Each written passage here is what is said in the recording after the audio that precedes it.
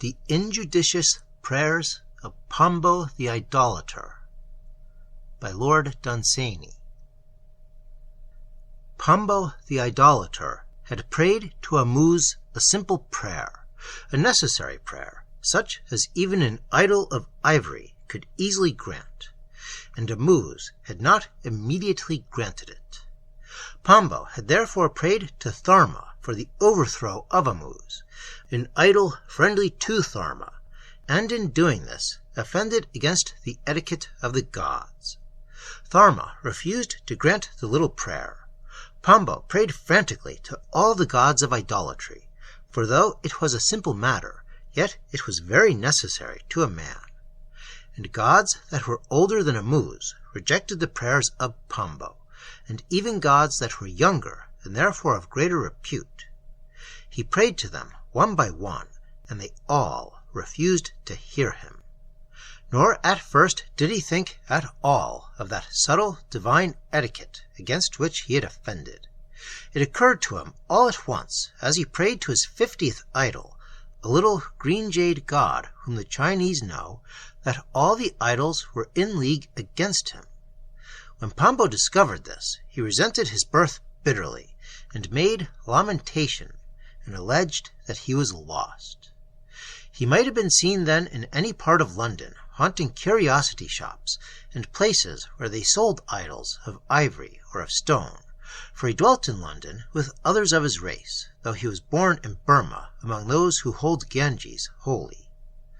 On drizzly evenings of November's worst, his haggard face could be seen in the glow of some shop pressed close against the glass, where he would supplicate some calm, cross-legged idol till a policeman moved him on.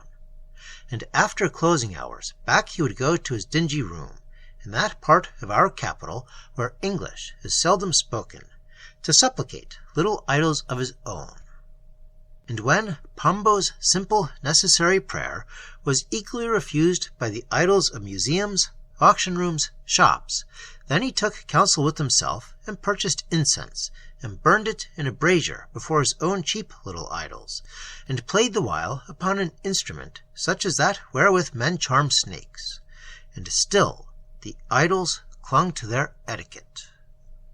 Whether Pombo knew about this etiquette and considered it frivolous in the face of his need, or whether his need, now grown desperate, unhinged his mind, I know not.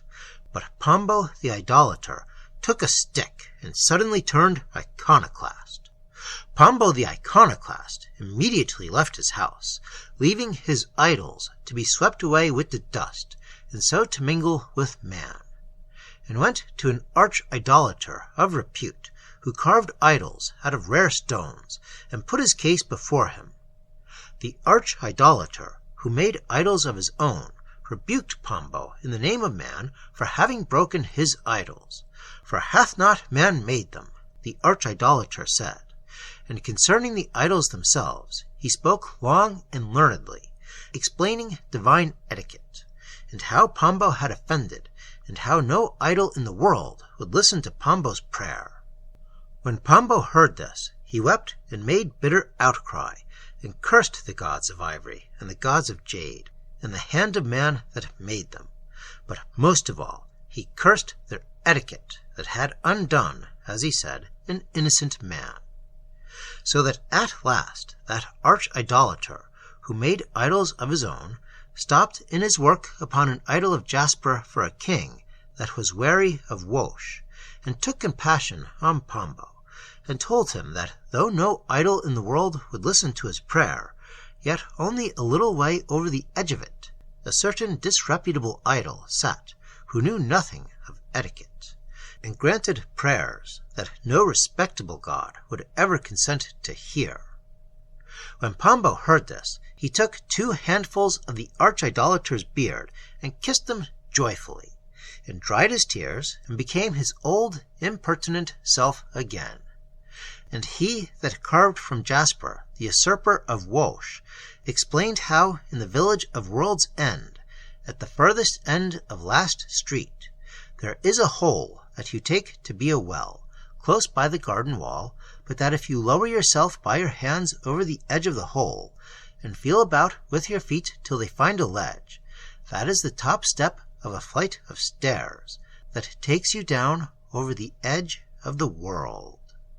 For all that men know, those stairs may have a purpose, and even a bottom step, said the arch-idolater, but discussion about the lower flights is idle. Then the teeth of Pombo chattered, for he feared the darkness, but he that made idols of his own explained that those stairs were always lit by a faint blue gloaming, in which the world spins. Then, he said, you will go by Lonely House, and under the bridge that leads from the house to nowhere, and whose purpose is not guessed. Thence past Maharian, the god of flowers, and his high priest, who is neither bird nor cat, and so you will come to the little idol Duth, the disreputable god that will grant your prayer. And he went on carving again at his idol of jasper for the king who was weary of Wosh. And Pombo thanked him, and went singing away, for in his vernacular mind he thought that he had the gods. It is a long journey from London to World's End, and Pombo had no money left, yet within 5 weeks he was strolling along Last Street. But how he contrived to get there I will not say, for it was not entirely honest. And Pombo found the well at the end of the garden beyond the end house of Last Street, and many thoughts ran through his mind as he hung by his hands from the edge. But chiefest of all those thoughts was one that said the gods were laughing at him through the mouth of the arch-idolater, their prophet, and the thought beat in his head till it ached like his wrists. And then he found the step. And Pombo walked downstairs. There, sure enough, was the gloaming in which the world spins, and stars shone far off in it faintly. There was nothing before him as he went downstairs but that strange blue waste of gloaming, with its multitude of stars, and comets plunging through it on outward journeys, and comets returning home. And then he saw the lights of the bridge to nowhere, and all of a sudden he was in the glare of the shimmering parlor window of Lonely House. And he heard voices there pronouncing words, and the voices were nowise human, and but for his bitter need he had screamed and fled. Halfway between the voices and Maharian, whom he now saw standing out from the world, covered in rainbow halos, he perceived the weird gray beast that is neither cat nor bird. As Pombo hesitated, chilly with fear, he heard those voices grow louder in Lonely House, and at that he stealthily moved a few steps lower, and then rushed past the beast.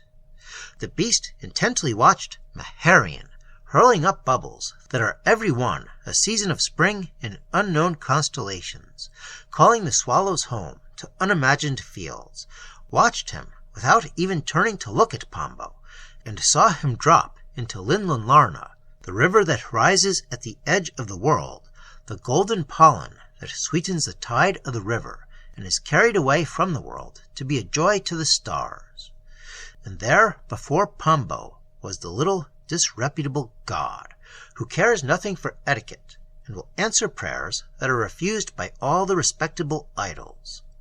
And whether the view of him, at last, excited Pombo's eagerness, or whether his need was greater than he could bear that it drove him so swiftly downstairs, or whether, as is most likely, he ran too fast past the beast, I do not know, and it does not matter to Pombo, but at any rate he could not stop, as he had designed, in attitude of prayer at the feet of Duth, but ran on past him down the narrowing steps, clutching at smooth bare rocks, till he fell from the world, as, when our hearts miss a beat, we fall in dreams, and wake up with a dreadful jolt.